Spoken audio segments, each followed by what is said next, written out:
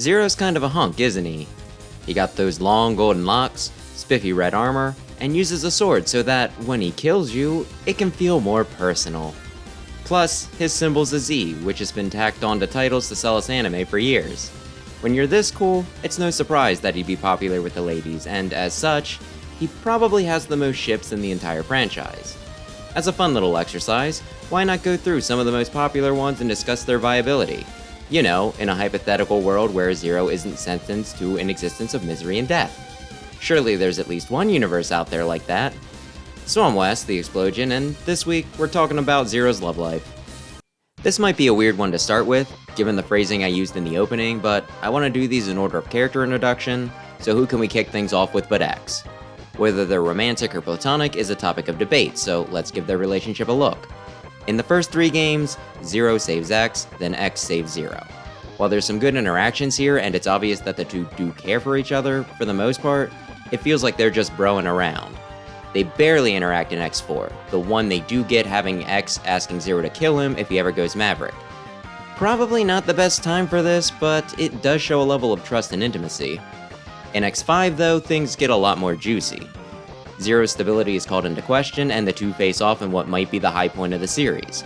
This feels like the sort of thing X could have passed off to someone or someone's else, and sure, a good bit of his reasoning might have been just out of concern for whoever would have been sent in his place, but this still gave him a chance to try and talk Zero down, maybe even mitigate the damage he'd sustain if a whole platoon jumped him instead. On top of that, we get 3 endings to look at. If you clear the game with X and get the good ending, Zero dies, but X holds onto his sword and talks about how Zero will always be with him. It kinda sounds like he's carrying a torch for the guy. And if you get the bad end, Zero going Maverick, AI Light still saves X, but he erases all memories of Zero and makes his mind unable to learn anything about him anew. It seems a little extreme, and with how much trauma X already goes through regularly, drawing the line here feels a little weird. On the other side of things, if you clear the end with Zero, the guy gets pretty messed up but still fights Sigma to defend X long past the point where he should be able to function, and while he does manage to take the big bad out, both him and X still end up dying, side by side, which is something. Certainly could read into that a bit. From 6 onwards, we don't get anything quite so leading, X getting upset when people talk smack on Zero and being happy when he comes back, again, but nothing too crazy. While a good bit of the cutscenes in Command Mission feature largely X and Zero and there's some stuff we can glean, it's a lot to go through and I don't even know if it's canon, so we might be better off looking elsewhere. Instead, let's move on to the Zero series, where I only noticed an interesting bit of implication recently. You see, the Zero here has been sealed for an extended period of time, and when he's revived, he can't remember anything. Even his sword skills take a hit, him needing to relearn his more advanced stuff through practice, and even more significantly, he can't even remember his name or basic history. Yet there is one thing that seems to ring a bell, and that's X. When his name's first mentioned, he says it sounds familiar, and while that might be because the name is just a basic letter, Zero is just a single digit as well.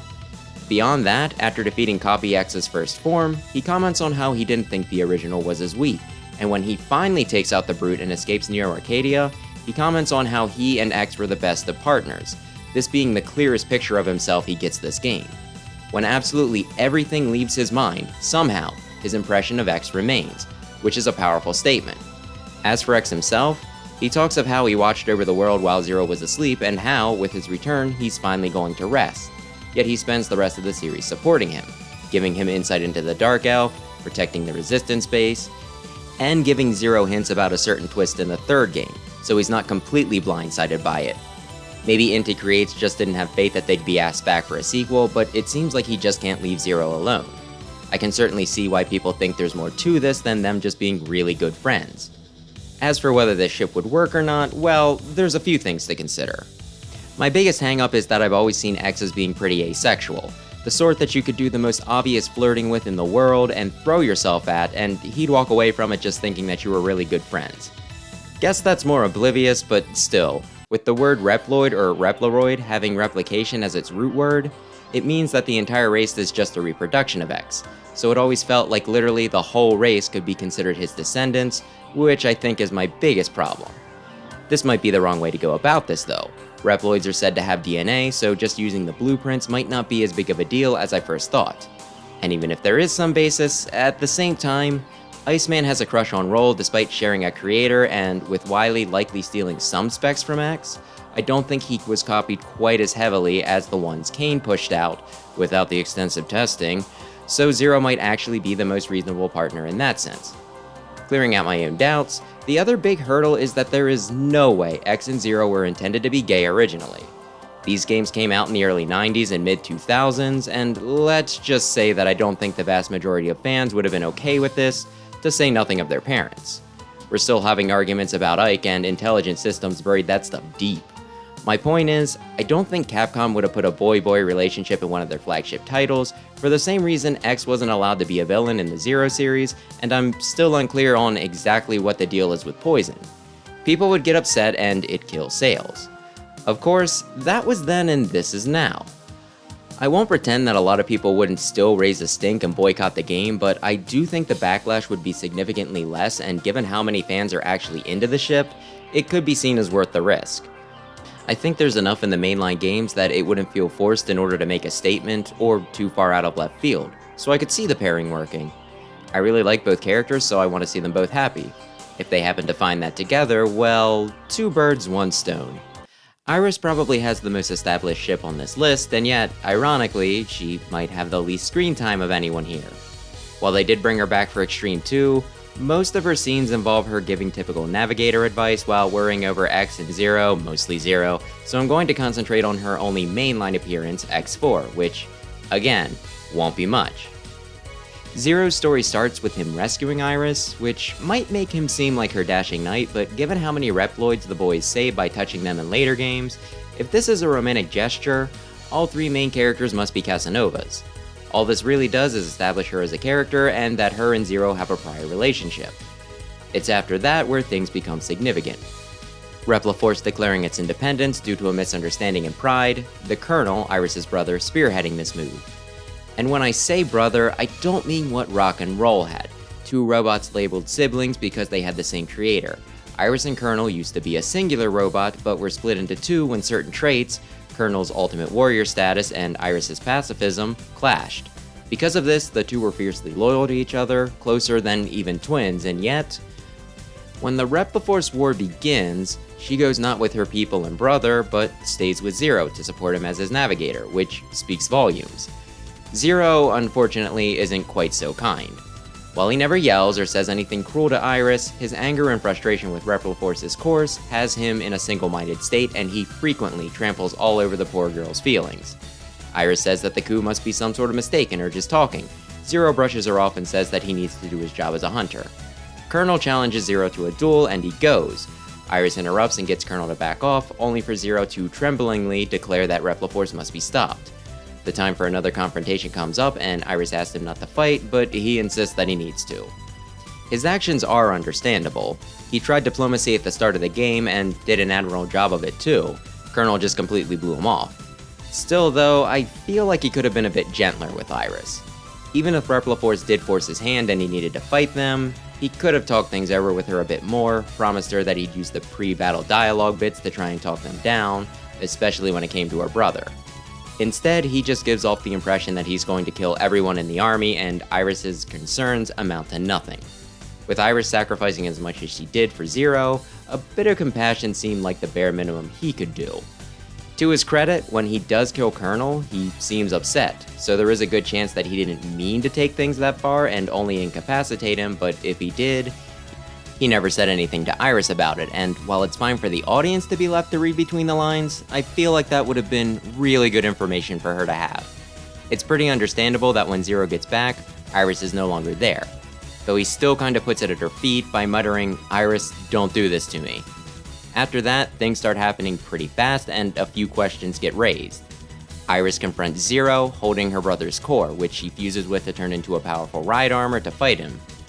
How she got the core is a bit up in the air. Maybe she followed behind Zero and witnessed the duel. Maybe when she left the Hunters and came back to Repliforce, it was given to her as the whole personal effects to the next of kin sort of deal. Heck, I just assume it was Sigma, since not only does he reference Iris when he faces off with Zero, normally everything bad that happens in this series is his fault. Either way, while Zero apologizes and tries to explain, he can't find the words and Iris is having none of it anyway. They fight, she dies, and we get one of the most notorious cutscenes in video game history. What Iris was trying to do here is a little unclear as well. Did she actually want Zero dead? Was she just really upset and lashing out without much thought? Or did she just want to die and desired it to be by Zero's hands? The answer is probably a chaotic mix of all three with a few other ingredients sprinkled in, and I could come up with a ton of motivations for her.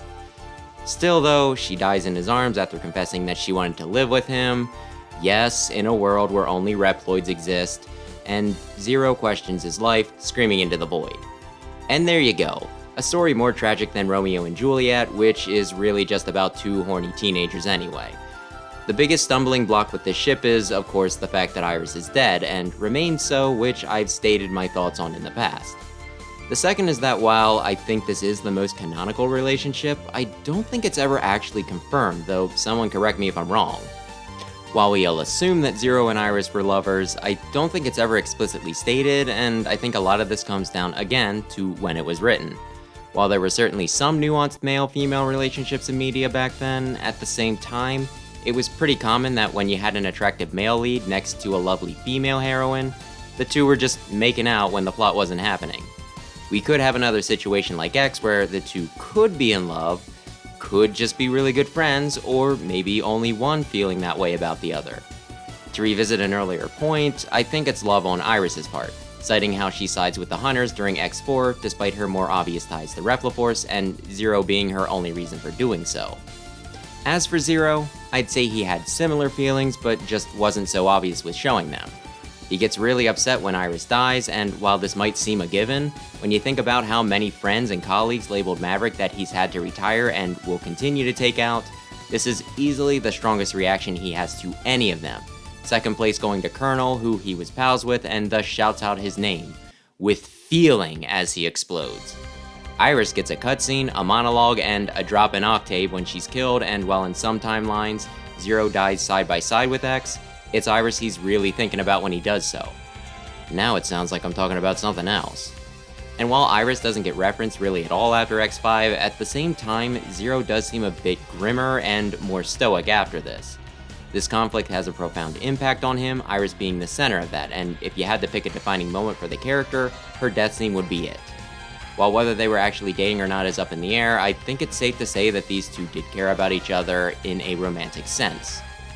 While I do have some concerns about how dismissive Zero was of Iris, I'm willing to give him the benefit of the doubt that it was largely due to the situation and really wish we could have seen them interact under better circumstances. In happier times, X8 introduced another love interest, Lair. In fact, there were 3 female counterparts that served as navigators and could be unlocked for gameplay, mimicking one of the boys' movesets. While it was pretty popular to ship each of them with their male equivalent, Lair was the only one to have in-game dialogue to give credibility to the couple.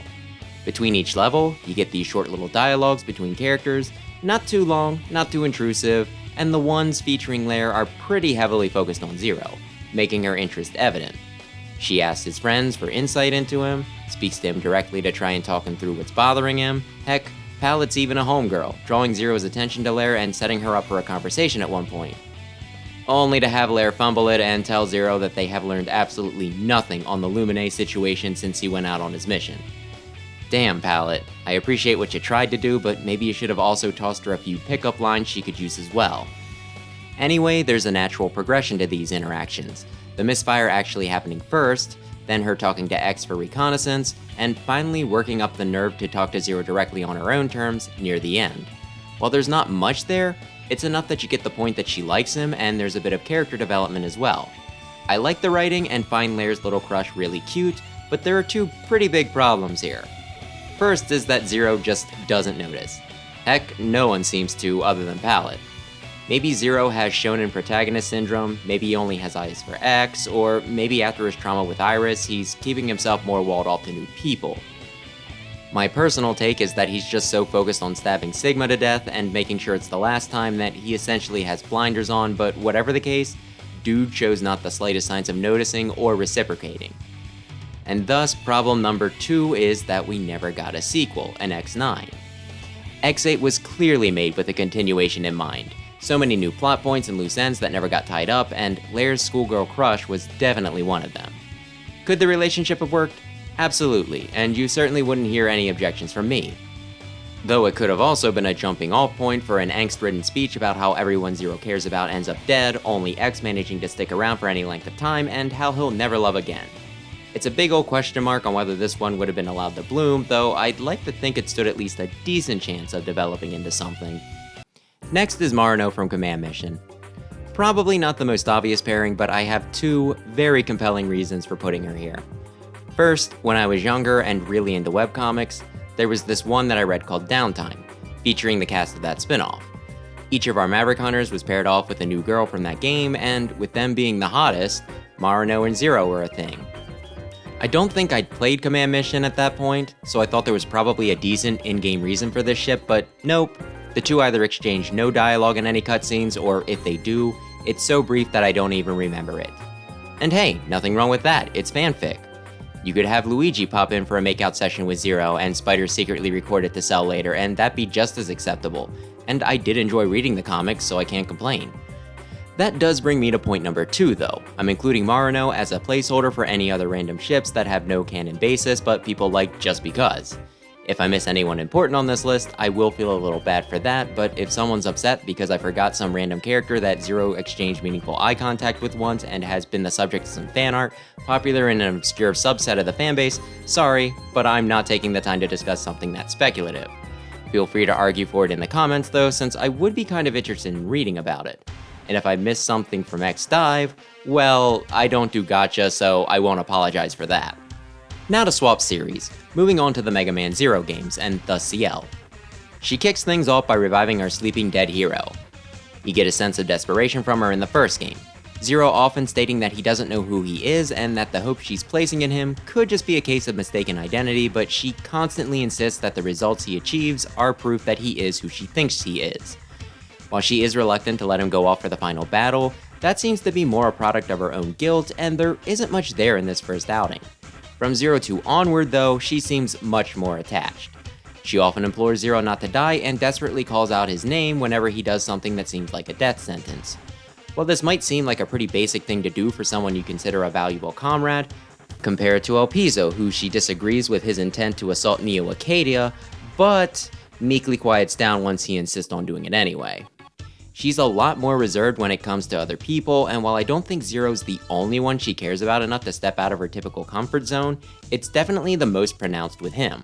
Each game, she seems a little more reluctant to rely on Zero since it increases the chances that he won't come back, and a few times, she even asked him to abandon a mission, even though its failure will result in either a massive body count or perhaps even extinction. While she remains driven to save the Reploids and facilitate a world where they and humanity can live in peace, it seems like somehow, Zero's survival becomes a higher priority to her. While I think this is enough to safely say she's romantically interested in him, the ending theme for Zero 4 is a love song and is sung by Ciel's voice actress, Rie Tanaka, which is pretty much guaranteeing it. On Zero's side of things though, the guy just seems completely uninterested. To be fair, he's really stoic in this one, really not having much dialogue despite being the title character, so it can certainly be hard to get a read on what's going through his head, but I think he's looking more for a place to die than someone to love. As soon as he wakes up, he's focused on helping the Resistance, almost like a genie granting them 3 wishes. 4 when Capcom ordered one more game after what felt like what was originally meant to be the conclusion. While he does pay special attention to Ciel, I think that's more in part because she was the one who revived him, thus she's the one holding the lamp, and how much pressure the Resistance places on her. The whole relationship feels more like one between a child and their guardian. That also draws attention to just how young Ciel is.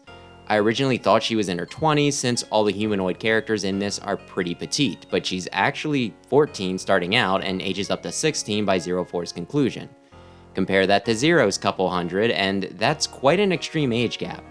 While Zero seems at the end of his existence, jumping at every likely fatal mission just like he wants it to be over, Ciel, despite being through a lot and having to grow up fast, still seems to be figuring out who she is. While it certainly makes sense why Ciel would idealize and feel something for Zero, I think he sees her more as someone he has to protect, caring deeply about her, just not in that way. And if you're thinking I'm using too much real-world logic here, I have one more in-game situation for you, Neige and Craft. A human woman and a Reploid man. The two are madly in love. When they tell Zero their story, he just kind of passively listens. All he contributes is an ellipses. There's no realization, no spike in interest, nothing to indicate that this gives him some sort of hope that his forbidden love could come to fruition. While I get wanting to keep things subtle, there's no real indication that he sees Ciel that way, and I think we would have gotten at least a hint of it here if that were his intent. Even if the series had not ended the way it did, I just can't see this pairing as being anything other than an unrequited crush. Also from the Zero series are the 4 Guardians, which are also popular picks. I myself half agree, so I should probably explain. Each were made using X's DNA, making them his direct descendants, even more so than the majority of Reploids, who were just created with his designs. This itself is enough to make a lot of people ship them with Zero, since they figure a certain fondness for the guy could be passed down as well. As for the individual members though, Phantom seems to hate the guy. He blows himself up trying to take him down in order to protect Copy X, who Zero then proceeds to kill anyway. Kind of twice, though someone else pulled the trigger the second time. When Zero refights Phantom's ghost in 3, he still seems to be holding a grudge, which is understandable. While some might argue that love and hate are opposite sides of the same coin and his open hostility is just a camouflage, I think his disdain's pretty genuine and he'd be happy if he were still alive and Zero had never been revived. Harpuya and Leviathan though, well, they both seem to get a lot of stimulation out of fighting Zero.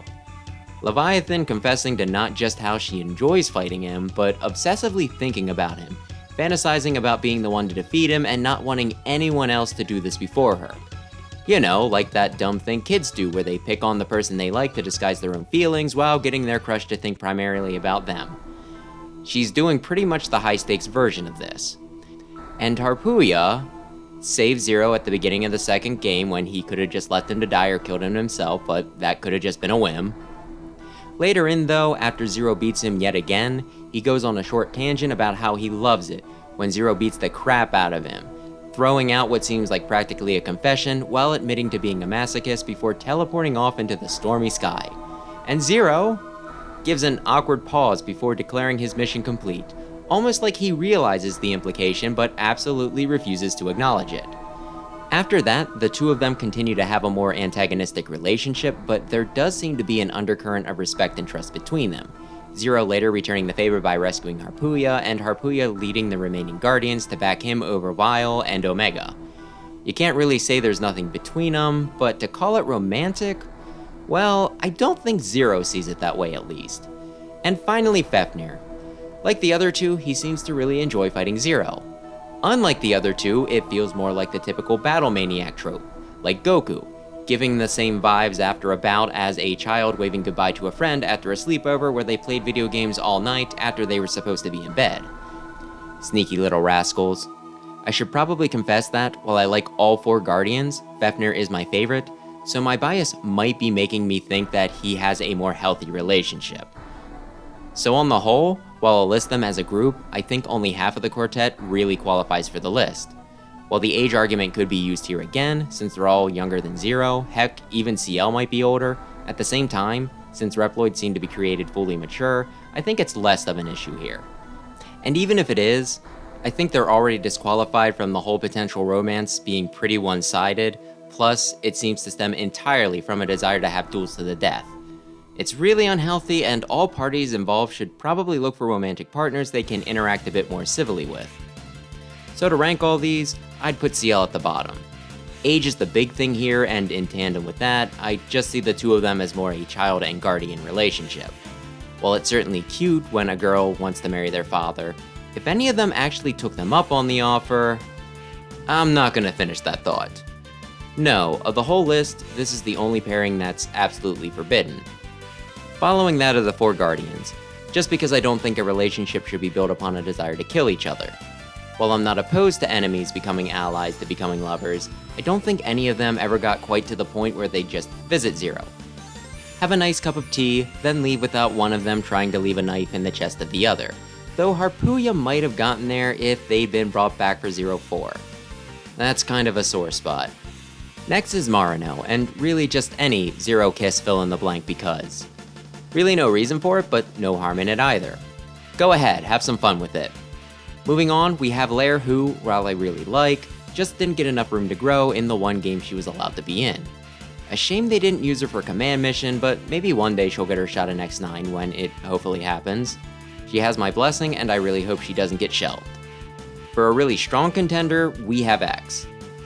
While the relationship certainly had no shot at the time, and I have my own hangups about X making googly eyes at anyone, I do have to admit that the two have been through a lot together and really do care about each other, be it romantic or just the epitome of friendship. Either way, I think their relationship is a beautiful thing. And then at the top, it's Iris. Of course it is. What, are you new here? If so, welcome and thanks for stopping in. Iris is one of my favorite Mega Man characters, which is my favorite video game, heck, media franchise, so I'll always have her back, especially since I feel like she really got the short end of the stick with her role in the plot.